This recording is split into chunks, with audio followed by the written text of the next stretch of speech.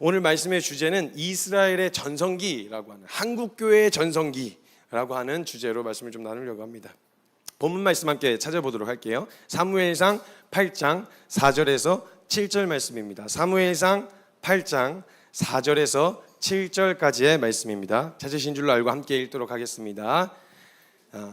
모든 장로가 모여 라마에 있는 사무엘에게 나아가서 그에게 이르되, 보소서, 당신은 늙고 당신의 아들들은 당신의 행위를 따르지 아니하니 모든 나라와 같이 우리에게 왕을 세워 우리를 다스리게 하소서 한지라. 우리에게 왕을 주어 우리를 다스리게 하라 했을 때에 사무엘이 그것을 기뻐하지 아니하여 여호와께 기도하매, 여호와께서 사무엘에게 이르시되, 백성이 너에게 한 말을 다 들으라. 이는 그들이 너를 버림이 아니요 나를 버려 자기들의 왕이 되지 못하게 함이니라. 아멘. 여러분, 이스라엘의 전성기, 성경에서 이스라엘의 전성기가 언제인가라고 딱 생각을 하시면 아마도 통일 이스라엘 왕국을 이루었었던 다윗 시대부터 가장 부와 여러 가지 영향력으로서는 최대치를, 최정점을 찍었던 솔로몬 시대가 이스라엘의 전성기라고 생각을 합니다. 아마 그런 생각이 드셨을 거고, 지금 유대인들도 그렇게 생각하고 있습니다. 만약 돌아가고 회복되어져야 된다면 언제로 어떻게 돌아가야 되냐라고 이야기한다면, 다윗 왕이 통치하던 그냥 모든 이방 민족으로부터 그냥 막 그런 사람들의 막 압박과 그 외압에 그냥 굴하지 않고 그냥 다 이겨내서 통일 이스라엘 왕국을 세우고 그래서 가장 부강하게 만들었던 솔로몬 시대로, 그때로 돌아가야 된다고 생각하고 그런 종류의 회복을 원해요. 눈에 보이는 현실로는 그랬고, 유대인들이 원하던 이스라엘의 회복 역시 그런 종류의 회복을 원했어요. 객관적으로 역사를 봐도 그때가 최고 전성기이긴 해요. 그리고 유대인들은 지금도 그때로 돌아가길 바라고 있고요. 그러니까 포로 귀환 직후에 이제 그런 전성기를 꿈꾸던 그 이스라엘 백성들이 쪼개졌다가 아수르와 바벨론에 의해서 멸망을 하게 됩니다. 거덜나요, 민족. 그때부터 변변히 나라를 제대로 세우지 못한 채 지금의 역사, 지금 이번 2차 대전 터지고 나서, 세계 2차 대전 터지고 나서 그 지금의 나라 이스라엘이 생기기 전까지는 계속 유랑했어요. 다 뿔뿔이 흩어져가지고 어디 정착을 못했어요. 그때 완전히 멸망하고 이게 힘을 회복을 못해가지고, 그래가지고 완전히 그 포로로 다 끌려가 있었는데, 포로가 1차, 2차, 3차에 나눠서 이렇게 포로 귀환이 이루어지거든요. 포로 귀환이 1차, 2차 때 포로 귀환이 이루어지고 나서 제일 먼저 이제 하려고 했었던 게, 사람들이 포로 귀환하고 나니까 그래도 우리 먼저 살아야지 이래갖고 자기 집 막 이렇게 건축하고 세우고 있을 때, 학계 선지자가 이제 이건 아니다. 우리는 이렇게 이런 곳에서 지내면서 이 하나님의 성전이 이렇게 무너지는데 이렇게 두면 안 된다 이래가지고 성전을 재건한다라고 하는 성전 재건에 불을 붙이기 시작합니다. 그래갖고 이제 성전 재건을 했는데, 해놓고 봤는데 일단 인적 자원도 한계가 있고 물적 자원도 한계가 있잖아요. 그래서 만들고 나서 딱 봤는데, 그때 솔로몬의 시절에 성전하고 비교해 봤는데 너무 초라한 거예요. 너무 초라한 거죠. 그때 그 영광은 온데간데 없이 유일하신 하나님이 거하시는 성전이라 하기에는 초라해도 너무 초라한 거죠. 학개서 2장 3절에서 9절 말씀인데 제가 설명하면서 이렇게 읽어드릴게요. 위가 앞에서 따라오시면요, 너희 가운데 남아있는 자 중에서 이 성전의 이전 영광을 본 자가 누구냐? 솔로몬 시절의 성전을 말하는 거예요. 그 어마어마하고 의리의리했던 그 성전, 그 영광을 본 자가 누구냐? 이제 이것이 너희에게 어떻게 보이냐? 이것이 보잘것없어. 그때하고 비교하면, 아니 그것만 본 사람은 성전이 이렇게 생겼구나 뭐 이렇게 생각하겠지만, 이전 것 진짜 원래의 모습, 진짜 가장 부강했었던 시대의 성전을 봤던 사람들은 이게 뭐야? 이거 동네 구멍가게도 아니고 뭐 하는 거야 이게? 이런 생각이 찾아 들어왔단 말이에요. 그러니까 그 분위기가 벌써 읽히니까, 너희 보기에도 보잘것없지 아니하냐? 너희 보기에도. 그러나 여호와가 이르노라, 수르바벨아 스스로 굳세게 할지어다. 여호사닥의 아들 대제사장 여호수아야 스스로 굳세게 할지어다. 여호와의 말이니라. 이 땅 모든 백성아 스스로 굳세게 하여 일할지어다. 내가 너희와 함께 하노라. 만군의 여호와의 말이니라. 하나님이 성막에 계실 때도 성전에 계실 때도 상관없이 다윗에게 성전을 허락하지 않으실 때 뭐라 그러셨었냐면, 내가 성막에 있든 성전에 있든 그건 별로 중요하지 않다. 내가 있는 곳이 그곳이 성전이지 뭐. 이래가지고 그냥 성전 짓는 걸 허락을 안 하셨거든요, 하나님이 다윗에게는. 근데 함께 한다고 말씀하시는 거예요. 너희가 애굽에서 나올 때 내가 너희와 언약한 말과 나의 영이 계속하여 너희 가운데 머물러 있나니 너희는 두려워하지 말지어다. 만군의 여호와가 이같이 말하노라. 조금 있으면 내가 하늘과 땅과 바다와 육지를 진동시킬 것이요 또한 모든 나라를 진동시킬 것이며 모든 나라의 보배가 이르니니 내가 이 성전의 영광이 충만하게 하리라. 만군의 여호와의 말이니라. 은도 내 것이요 금도 내 것이라. 만군의 여호와의 말이니라. 이 성전의 나중 영광이 이전 영광보다 크리라. 만군의 여호와의 말이니라. 내가 이곳에 평강을 주리라. 만군의 여호와의 말이니라. 하나님 이름 걸고 지금 약속하신 거예요. 근데 뭐라고 약속하셨냐면 이전 영광이 나중 영광이 이전 영광보다 크겠다 그러셨어요.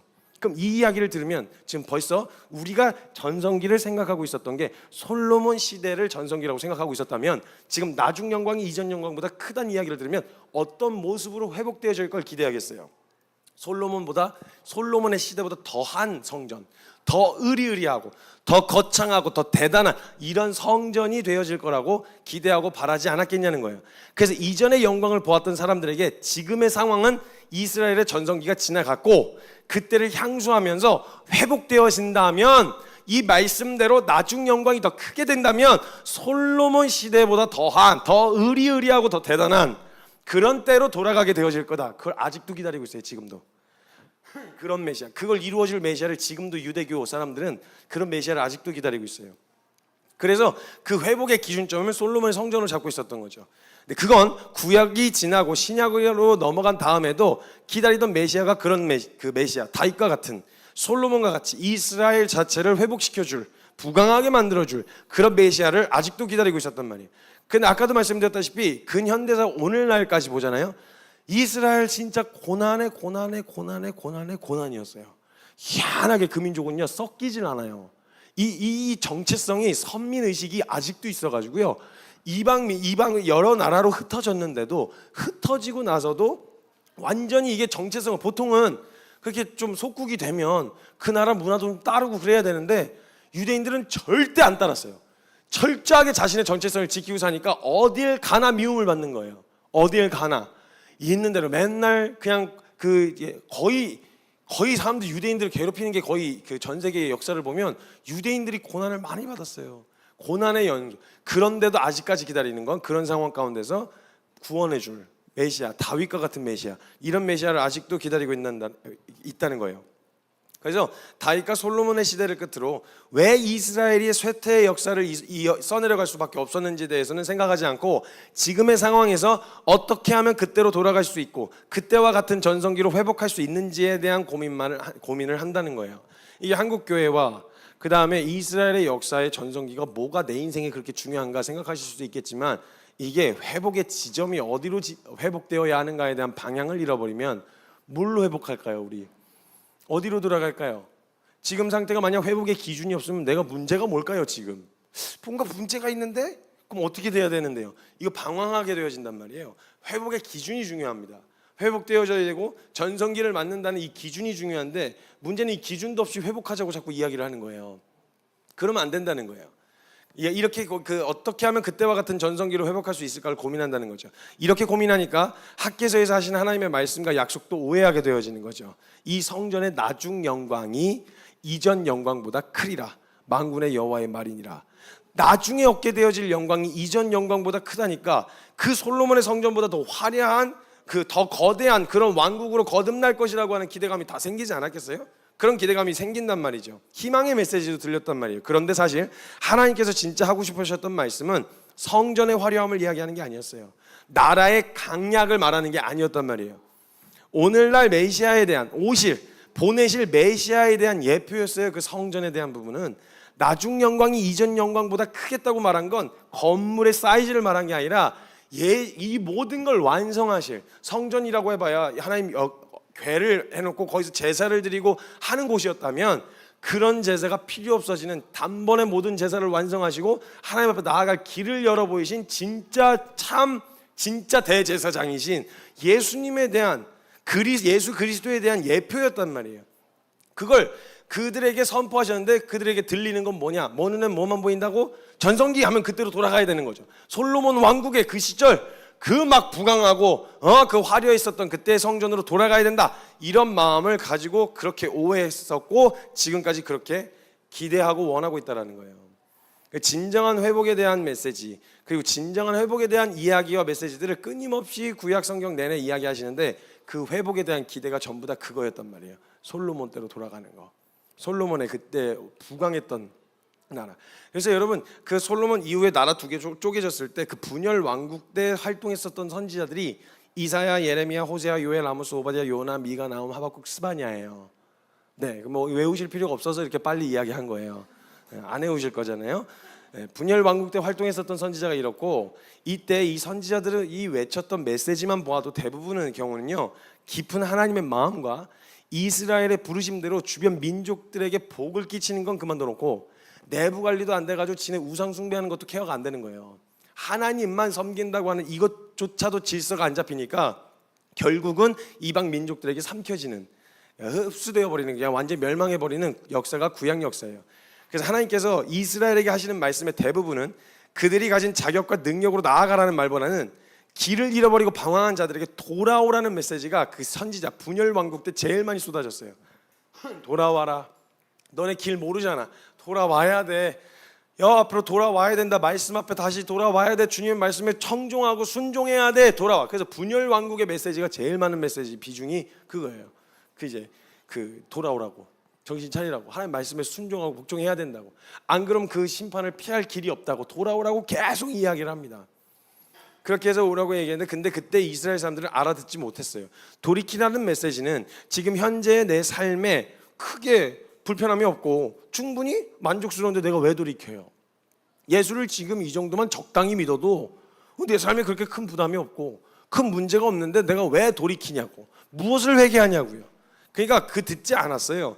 또 자신의 원함을 채워주지 않는 하나님의 말씀을 순종하고 싶어 하지 않았어요. 남유다의 몇 명의 왕들이 진짜 어려서부터 배웠던 하나님 말씀과 하나님 경외하는 마음으로 진짜 남유다의 몇 명 안 되는 왕들이 거의 남유다와 북이스라엘 전체를 거의 멱살 잡고 끌어올리려고 했거든요. 막 성전 정화하고 막 해하고 막 히스기야나 이런 왕들 보면 남유다 왕이 이게 막 멱살 잡고 끌어올리려고 그랬는데 어김없이 처박히고 어김없이 거기 둘러 빠져버렸단 말이에요. 그렇게 되어지지 않았어요. 다윗과 솔로몬이 구축해 놓은 왕국으로 어느 정도 번듯한 국가로서의 형태는 하고 있었기 때문에 옛날에 불황자일 때처럼 하나님을 그렇게 의지할 필요는 없었어요. 사사기 때는요, 뭐 그냥 조금만 하면 이리저리 치이고 막 이래가지고 약간 밀고 들어온 느낌이라, 이스라엘 백성들이 밀고 들어간 느낌이라, 가나안 원래 거민들이 땅 주인이었고 이스라엘이 그냥 침범한 입장이라서 그게 자리 정착을 제대로 못하면 이리 치이고 저리 치이고 그냥 막 이렇게 구박받는 약간 이런 입장이었단 말이죠. 그러니까 그때하고는 보다는 어느 정도 국가로서의 형태는 가지고 있었던, 분열 왕국이라고 하더라도 국가의 형태를 가지고 있었던, 그때 뭐 살만했어요. 뭐 그냥 그럭저럭 살만했어요. 남들이 겪는 어려움 겪고 남들이 편하게 먹는 만큼 먹고 즐기고 싶은 만큼 즐기고 살만했단 말이에요. 이전 노예 생활하고는 전혀 다르기도 하고, 물론 사실 그때를 기억하지 못하기도 했지만 어찌됐건 그냥 눈에 보이기 좋은 대로, 느끼기에 좋은 대로 살아가고 있었단 말이에요. 그냥 내가 하고 싶은 대로. 스스로 하나님을 향해 대적하려고 하는 의도는 없어. 나 하나님을 부인할 거야, 이건 아니었지만 그냥 내 원함과 내가 하고 싶은 대로 해나가다 보니까 결국 자리에 서는 건 하나님 말씀을 대적하고 반역하는 자리에 서 있다, 이 말입니다. 지금 이스라엘 백성들이. 그런 그들에게 하나님께서는 진짜 회복과 진짜 이스라엘의 전성기로 회복시키시기 위해서 끊임없이 선지자들을 통해서 이스라엘에게 말씀하셨어요.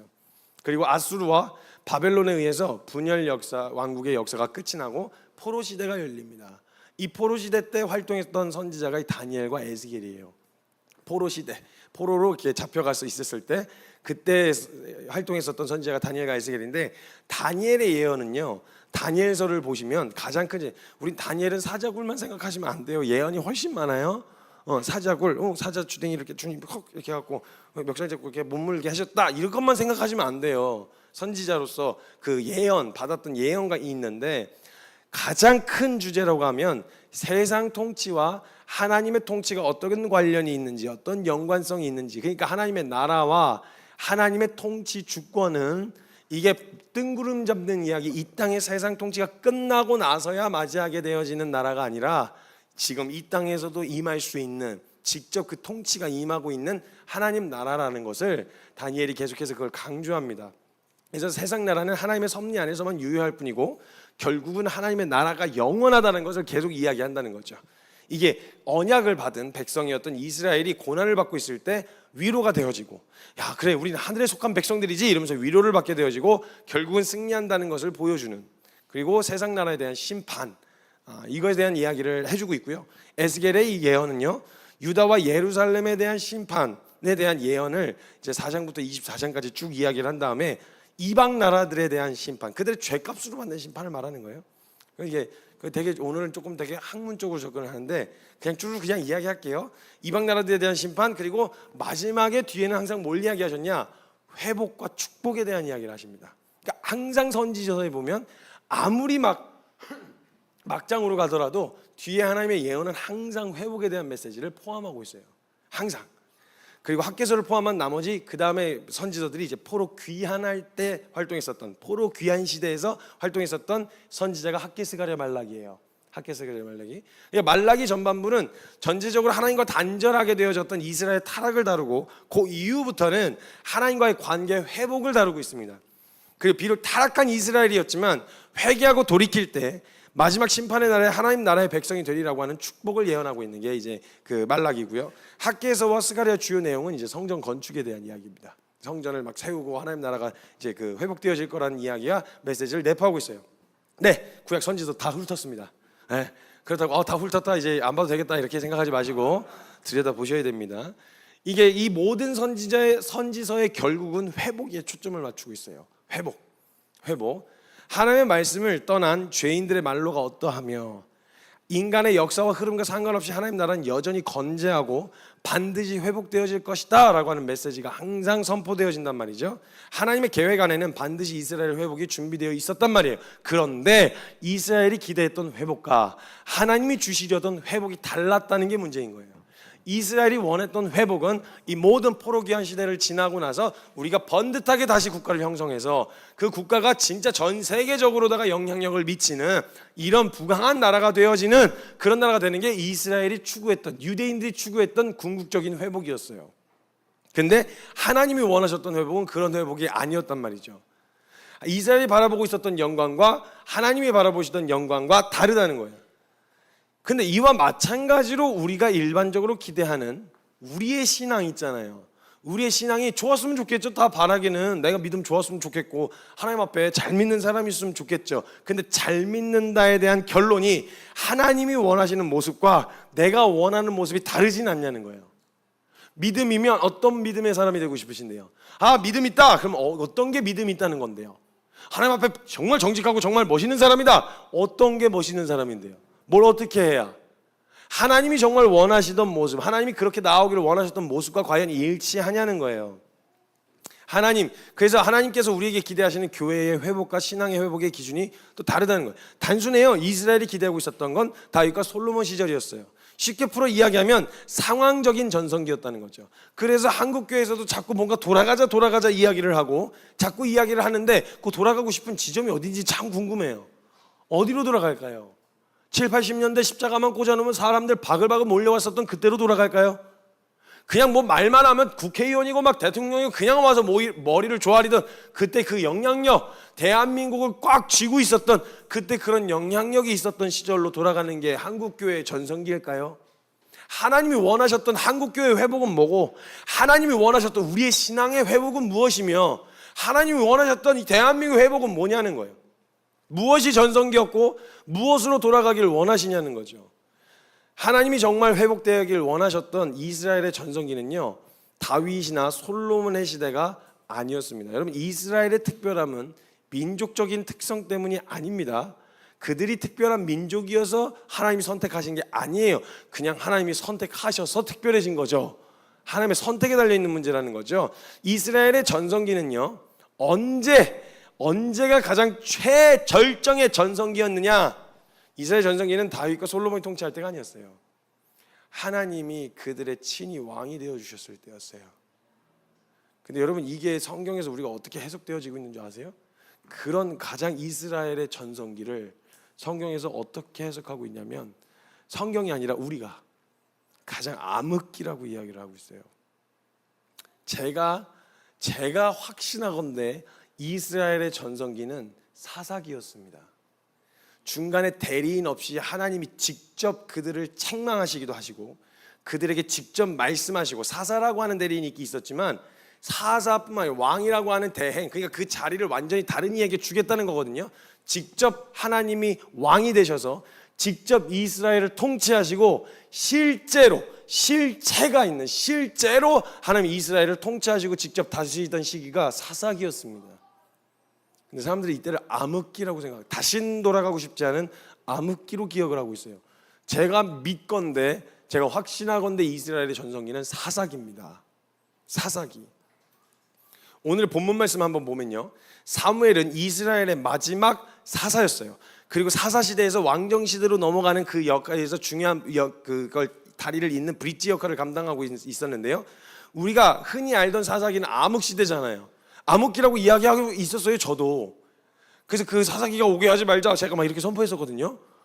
우리 그렇게 사사기가 오면 안 됩니다 막 이래갖고 우리에게는 성경의 역사가 다시 쓰여져야 된다고 막 이렇게 얘기를 막 했다가 이걸 제가 말을 어떻게 뒤집어야 되나 해가지고 제가 고민을 많이 했는데 어떻게 주님 주신 마음이니까 그래서 사사기가 암흑시대로 기억되어지고 그 암흑시대에서 왕정시대로 넘어가는 지점에서 이스라엘 백성들이 자신들을 위해서 왕을 달라고 사무엘에게 구해요. 그때 사무엘에게 조르는데 사무엘은 택도 없는 소리라고 생각하고 진짜 하나님 쟤네들 진짜 정신 못 차려서 그래요. 죄송합니다 하나님 이러면서 싫어했어요. 그 이야기를 싫어했는데 이때 하나님께서 본문 말씀에서처럼 사무엘에게 하시는 말씀을 보세요. 그들을 위해 왕을 세워주라고 말씀하시면서 뭐라고 이야기하시냐? 그들이 너를 버린 게 아니라 나를 버렸다. 내가 왕이 되지 못하게 나를 버렸다. 이 말은 뭐예요? 왕의 자리가 있었는데, 공적이 아니라 있었는데 이거 갈아치우겠다 이 말이거든요. 눈에 보이는 좀 확실하고 실제적인 내 원함과 내가 하고 싶은 것도 채워줄 수 있는 그런 왕으로 대체하겠다는 거거든요. 그러니까 지금 왕을 달라는 이야기는 왕으로 인정하지 않겠다. 자리 빼라. 다 우리가 원하는 왕을 거기다 세워놓겠다 이 말이거든요. 그러니까 그 전에 이 말의 의미는 그 전까지 하나님이 이스라엘의 왕으로서 통치하고 계셨다라는 거죠.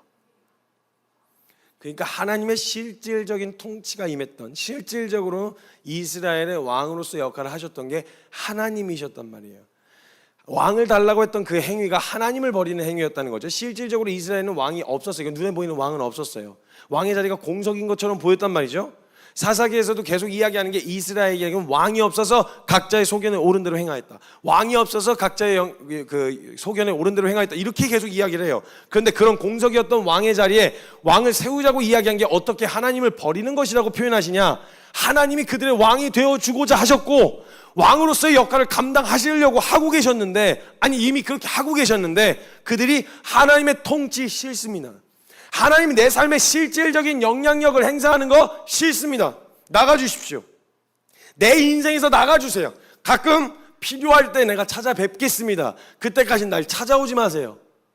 내 삶에, 내 인생에 실질적인 영향력을 행사하려고 하지 마세요. 당신은 나의 왕이 아닙니다. 내 왕은 내가 알아서 따로 세울 테니까 당신 내 삶에 뭐 개입하려고 하지 마세요. 이게 지금 사사기에서 왕정시대로 넘어가던 이스라엘의 태도였어요. 근데 그걸 하나님이 너무 서운하신 거예요. 너무 그들의 왕이 되어주고 싶고 그들의 역사 가운데 진짜 실제적인 왕이 되어주고 싶으신데 싫다 그러니까 하나님이 이것들 봐라. 이거 반역이잖아요. 그냥 따지고 보면 반역이라서 막 반란을 제압하고 이렇게 안 하세요. 그냥 줘. 세워. 하라 그래. 좀 서운하셨던 것 같아요. 하나님이. 각자의 소견대로 옳은 대로 행하였던 그때 왕이 없어서 왕이 없다고 생각하고 왕으로 인정 안 했다는 거예요. 하나님을. 그러니까 하나님과 같은 그런 왕 말고 실제적으로 우리에게 편안함과 안락함을 가져다 줄 그런 왕을 내놓으라고 이야기한 거예요. 만약 이런 관점으로 본다면요, 사사기는 왕의 대행도 필요 없이 하나님이 실제로 통치하시고 이스라엘은 하나님의 통치를 받는 시대였어요. 그러니까 이스라엘의 최대의 전성기는 사사기였습니다. 이집트 구약 역사에서 출애굽해서 광야를 거닐고 가나안 땅에 들어가 거기서 살아가던 이 시대가 어쩌면 가장 암흑기라고도 불릴 수 있는 이때 이 시대가 저는 가장 빛났던, 이스라엘이 가장 안전했던 전성기였다고 보게 되어졌어요. 근데 우리는 사사기를 이스라엘의 암흑기라고 표현하고 있어요. 이건 오해입니다.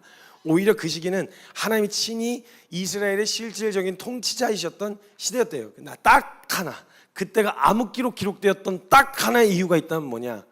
왕으로 인정하지 않았다는 거. 하나님을 왕으로 인정하지 않았다는 거. 하나님이 내 인생의 실질적인 실세로 인정하지 않았다는 거.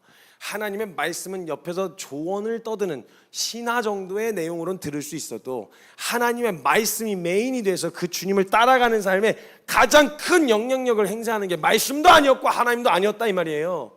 내가 원하고 내가 가고 싶었던 길에 말씀이 도와주고 거기다가 같이 격려해주면 그러면 갈만한데, 말씀 자체가 내 길에 방향을 잡는 기준이 되진 않았다는 거예요. 그러니까 실세가 아니셨다는 거예요. 말씀은 우리에게 실세가 아닐 수도 있었다는 거예요.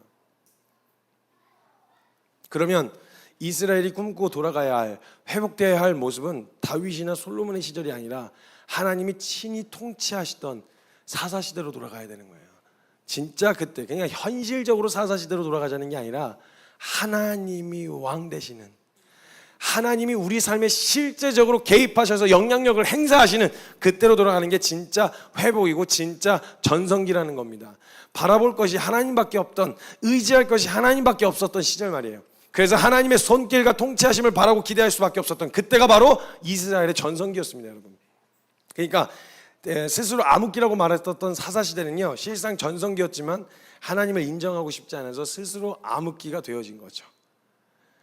만일 이스라엘이 선지자들의 예언을 통해서 보게 되어진 것이 사사기가 전성기였어, 하나님이 진짜 실제로 통치하시던 시절이었어. 그런데 너희가 원하는 왕을 달라 그랬잖아. 그렇게 시작되어진 역사를 한번 봐봐. 어떻게 됐어? 니네 역사 어떻게 됐어? 포로 생활을 하고 있고 귀한한 백성들에게 만약 그 메시지가 떨어지면 그들이 꿈꿔야 될 게 솔로몬의 성전이 아니라, 그래, 우리가 이렇게 된 건 하나님을 왕으로 인정하지 않아 그 말씀을 순종하지 않아 벌어진 일이라면 우리가 돌아가야 할 회복은 하나님이 다시 우리의 왕이 되시는 자리다. 이스라엘의 왕이 되시고 주권자가 되시고 실세가 되시는 그 자리로 돌아가는 것이 이스라엘의 진정한 회복이고 진짜 전성기를 맞이하는 것이다 라고 하는 것을 깨닫고 그때로 돌아가려고 했을 거란 말이죠. 이스라엘에게 있어 사사기는 암흑기가 아니라 최고의 전성기였어요. 그런 관점으로 본다면, 지금 이 관점으로 본다면 오늘날 한국교회와 내 인생과 나의 신앙의 최전성기는 언제이십니까?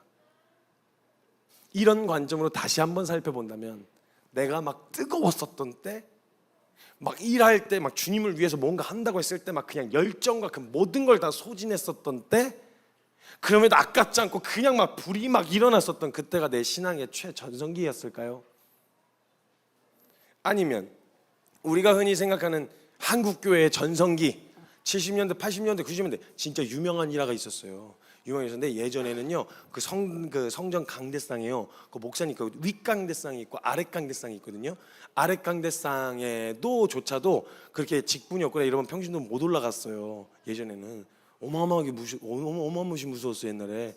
그래서 그 강대상에 있는 꽃을 가려고 해도요 권사님들이 발로 못 가고 무릎으로, 그러니까 종이 되고 무릎으로 이렇게 가가지고 꽃가리하고 이렇게 하셨었어요. 거기 애들이라도 잘못 올라갔다 그냥 볼기짝 그냥 맞는 거예요. 그냥 어디 하나님 그 주의 종만 올라가는 강대상에 그 발을 올리냐고. 그랬다가 한번 진짜 유명한 사건이 터졌어요. 많은 막 그 성도들의 마음이 뭉장해지던 사건이 하나 터졌는데, 국회의원이 그 총선 때 그 유세한다고 그 큰 교회, 어디 교회 있어요. 그 말하시면 아는 교회라서 말 안 할래요. 그 교회에 가서 유세를 한다고 간 거예요. 가서 이제 여기 국회의원 어느 누구 분이 오셨습니다 해서 했는데 이분이 모르고 그 윗강대상에 올라간 거예요. 그래서 목사님이 의자에 앉아 계시다가 앞으로 나가고 따귀를 그 자리에서 그냥 국회의원 따귀 날린 목사님 이래가지고, 야 역시 한국의 실세는 한국 교회다 막 이래가지고 위상이 이만큼 높아졌대. 그래서 죄송합니다 하고 가시거든요. 그 장난 아니었어요. 그래서 막 성도들이 막 마음에 우리가 우리 한국 교회 성도들이 막 이렇게 하고 막 진짜 그랬었어요. 진짜 한국 안에서 교회의 위상이 막 그러니까 대통령도 막 찾아오고 이럴 정도니까, 대통령이랑 같이 만찬을 하고 할 정도니까. 물론 국가조찬 기도회는 지금 같은 시기에서도 하긴 하는데 예전에 한국교회 장난 아니었어요. 70년대 80년대 막 기도원 원장님 그냥 머리에 얹었다면 다 날라 뒤로 나자빠졌어요. 그냥 툭 막 확 막 날라가고 막 슬라이딩하고 장난 아니었어요. 원장님의 기도 한번 받겠다고 줄 서서 돈 싸들고 기다리는 사람은 그냥 막 몇 시간이고 막 면담 한번 하겠다고 상담 한 번만 이렇게 악수 한 번만 해달라고 그냥 막 머리 뒤밀고 이렇게 하는 건 장난 아니었어요. 그래서 거의 무슨 그런 존경, 그런 어떤 리더가, 세상 어떤 리더가 그런 존경을 받습니까? 그러니까 이게 갈 때까지 간 거예요. 갈 때까지 갔어요. 그 교만이. 그래가지고 막 있는 데는 막 기도원은 막 바글바글 들어차고 뭐 모인다 그러면 막 그냥 막 수십만 모이는 거 그냥 모였어요. 자, 우리가 돌아가야 할 전성기는 언젠가요? 한국교회가 돌아가야 할 전성기는 그때인가요? 바글바글 모이던? 그냥 목사님 말씀 한마디에 그냥 와 하고 쏟아지고 그냥 나자빠지고 그냥 막 엎어지던 뭐 그때인가요? 뭐 그 권위를 다 추락시키자 이 말은 아니에요. 그거 뭐 같이 하나님 말씀 앞에 서야 되긴 하겠지만 존중해야죠. 존중하는데 언제로 돌아가는 게 한국교회 전성기일까요? 십자가만 꽂아도 바글바글하게 모여들던 그때 그냥 막 선교사 인구 대비 선교사 파송순위 2위예요 대한민국이. 그냥 막 2000년대에 쏟아져 나갔거든요 선교사님들이. 그래서 웬만한 데 보면은 지금 현재도 웬만한 필드 리더들은 한국 선교사님들이 많아요. 대부분의 서양 선교사님들은 리더 안 맡고 싶어 하시거든요.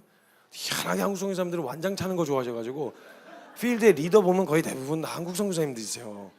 그냥 얼마나 열정적이고 얼마나 헌신적인지요.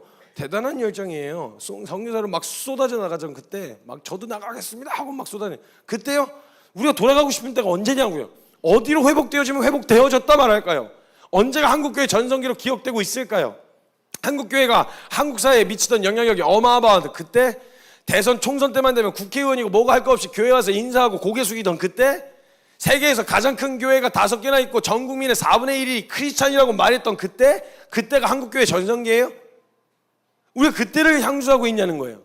사역을 뜨겁게 하고 기도원마다 바글바글하던 그때 언제가 우리 전성기냐는 거죠. 만약에 정말로 내 인생의, 내 삶의 주도권, 즉 내 인생의 왕권을 단 한 번도 하나님 앞에 내어드린 적이 없다면 우리가 얼마나 뜨거웠었냐, 우리가 일을 얼마나 많이 했었냐, 우리가 무슨 일을 했냐, 전혀 상관없이 우리 인생의, 우리 신앙의 전성기는 단 한 번도 맞은 적이 없습니다. 여러분, 영적으로 본다면 한국교회에 제 아무리 막 전 세계에서 난다긴다 하는 사람들 바글바글하게 배출하고 전 세계 가장 큰 교회들이 수십 개씩 몰려있고 가장 큰 신학교부터 시작해서 바글바글하게 이 좁은 땅덩어리에 모여있다고 하더라도 교회의 머리가 예수 그리스도이신 적이 없었다면 한 번도 한국교회는 전성기를 맞이한 적이 없습니다.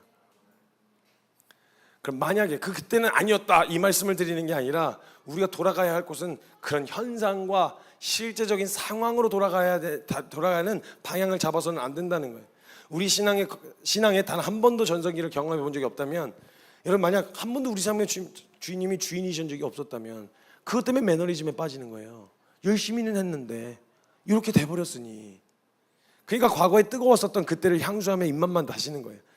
가장 전성기가 될 수 있었던 시간을 암흑기로 만들어버렸으니 어쩌면 당연한 거죠. 근데 낙심하지 않으셔도 됩니다. 하나님은 언제든지, 너무 감사한 게 뭔지 아세요? 하나님은 언제든지 우리가 자리만 비워놓으면, 그 자리로 모시기만 하면, 금별류관을 그 발 앞에 내려놓기만 하면 하나님은 언제든지 우리의 왕이 되시려고 하시는 마음으로 기다리고 계신 분이세요.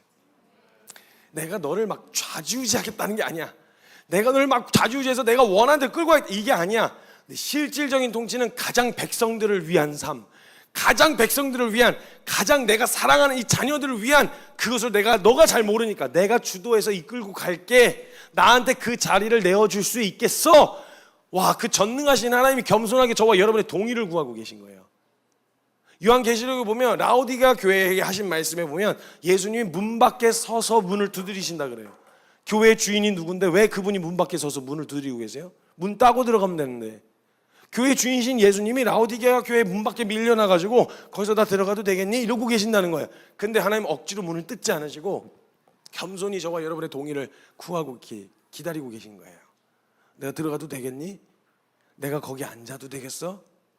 우리가 정말 기꺼운 마음으로 그 앞에 면류관을 내어놓고 그 왕의 자격 없는 자들이 앉아 있었던 그 자리에 가다 치워버리고 비워내고 깨끗이 닦아서 마땅히 앉으셔야 할 분을 앉혀드리는 거, 앉혀드릴 때가 비로소 저는 진정한 우리 인생과 한국 교회와 이스라엘 넘어서서 온 열방의 진짜 전성기가 시작되어진다고 저는 믿어요. 우리가 경험할 전성기는 하나님이 통치하시는 나라에 살게 되어지는 겁니다. 예수 그리스도가 친히 한국교회의 머리가 되시고 왕이 되셔야 되는 거예요.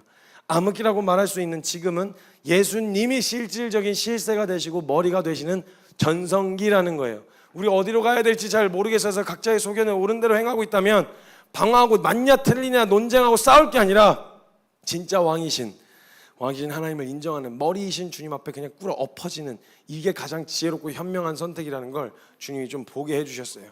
하나님이 내 삶을 통치하시고 한국교회를 통치하시는 하나님의 왕권이 임하는 나라, 그게 눈에 보이는 상황하고 상관없이 우리 최고 전성기가 될 거예요.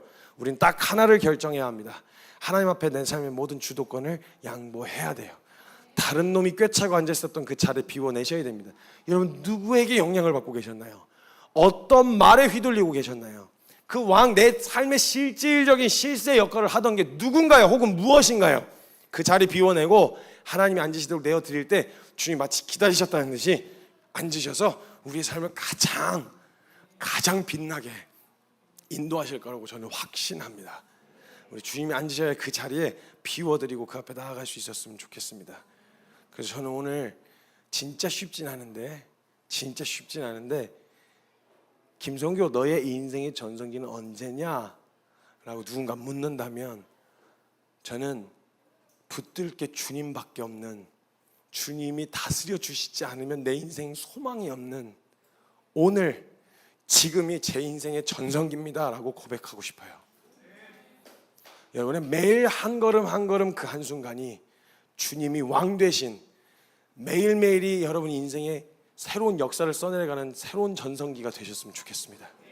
한국 교회도 그리고 저와 여러분의 신앙과 인생도 그렇게 회복하실 거라고 저는 확신합니다. 이제 같이 좀 기도했으면 좋겠습니다. 이제 함께 같이 기도하실 때요, 저는 누군가가 한국 교회 전성기가 언제냐라고 묻는다면 물론 저는 7, 80년, 90년대를 경험해 본 적이 없습니다. 제가 그때 주도적으로 그 현장에서 뭔가를 해본 적도 없어요. 그냥 부모님의 손에 이끌려서 90년대, 2000년대 그때 그냥 쫓아다니면서 본 게 눈으로 보고 귀로 들은 게 다입니다. 그래서 익히 들은 건 그때는 뭐 정말 십자가만 꽂으면 사람들 몰려왔어. 그냥 목사님 말씀 한마디면 그냥 껍복. 얼마나 신학교 들어가기가 어려운지, 그냥 몰려드는 사람들의 그 기준이 얼마나 높아지고 얼마나 들어가기 어려워졌는지 그냥 이만큼 이렇게 부풀려진 이야기들. 그래서 저는 그때가 전성기라고 들었었거든요. 그래서 만약 회복되어진다면 저는요 많은 이들이 하나님 앞에 돌아와 수적 부흥도 중요하다고 생각합니다. 틀리다는 게 아니에요. 근데 수적 부흥하고는 비교할 수 없는, 그건 딸려오는 부수적인 이야기고, 진짜 회복은 이스라엘의 규모나 사이즈가 많아지고 커지는 게 아니라 진짜 부흥은, 진짜 회복은 이스라엘에 다시 하나님이 왕이 되셔야지요. 수많은 교회들이 세워지고 수많은 프로그램들이 생기지만 진짜 교회의 회복은 예수 그리스도가 다시 머리 되셔야지요. 다른 놈이, 자격도 안 되는 다른 놈이 차지하고 있었던 그 자리에서 끌어내고 치우고 진짜 그 자리에서 하나님이, 예수 그리스도가 그 교회의 주인이시며 머리이시며 실질적인 통치자이시라는 것을 인정하는 게 이게 진정한 회복이고 진정한 한국교회 전성기가 시작되어진다고 믿어요. 그래서 만약 한국교회 전성기가 언제냐고 묻는다면 전 하나님의 통치가 절실히 필요한, 왕이 없어 떠돌아다니고 방황하고 있는 지금 이때, 왕의 자리가 공석이어서 언제든지 하나님이 앉고자 하시면 앉으실 수 있는 이때, 가장 소망이 없다고, 현실적으로 보면 가장 소망이 없고 이대로 10년만 가면 절반 반토막 난다고 말하는 이때, 하나님이 아니고서 소망이 없는 이때, 전 이때야말로 하나님이 왕 되실 수 있는 한국교회의 최대 전성기라고 말하고 싶습니다. 제 인생을 빌어 이야기한다면 한껏 달려왔는데 어디까지 가야 하고 언제까지 해야 하나, 수많은 공격과 수많은 생각들이 찾아오고 혼란스럽지만 이때야말로 붙들 게 진짜 할 수 있는, 인간의 머리와 지식으로 지혜로 끄집어낼 수 있는 모든 걸 생각해도 대안이 안 서요. 그래서 정말 붙들게 바라볼게 주님밖에 없는, 정말 주님밖에 없는. 그래서 하나님, 저는 제 인생, 제 몸뚱아리 하나, 제 신앙 이거 감당 못하겠습니다. 주님, 제 인생 받으셔서 주여, 주님이 제 인생을 이끌고 가 주십시오. 완전히 위임하게 되어지는, 위임하는 것밖에 지금 답이 없는 지금 이 순간이 저 김성교 인생의 최전성기라고 고백하고 싶습니다. 여러분, 오늘이 여러분의 전성기가 되셨으면 좋겠습니다. 하나님 앞에 우리의 모든 왕권과 모든 실세를 넘겨드리는 그 믿음의 결정으로 오늘부터 써내려가는 역사는 암흑기가 아니라 전성기, 가장 빛나는 그 인생을 살게 되어질 것을 확신합니다. 자, 기도할 때 우리의 마음을, 그리고 우리의 차지하고 있었던 왕의 자리를 주님 앞에 내어드리십시다. 면류관 던져서 주의 발 앞에 내려놓으십시다. 하나님, 저의 왕이 되어주십시오. 주님, 우리의 왕이 되어주셔서 내 삶을 친히 통치하여 주십시오. 그 믿음의 고백으로 함께 기도할 때 우리 사랑하는 주님의 이름 간절하게 한번 크게 부르짖고 통성으로 기도합니다. 주여!